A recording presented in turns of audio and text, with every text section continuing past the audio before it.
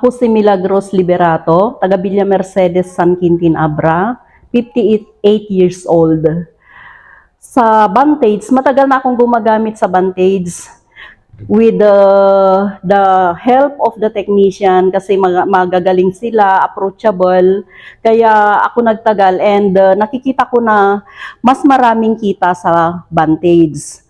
And as regards kung sa may tutulong sa pamilya, nagkaroon ako ng professional, 6 professional na anak because of pag-aalaga ng baboy using Vantage. And masasabi ko talaga na sa magandang pag-aalaga using Vantage product, may kita ka.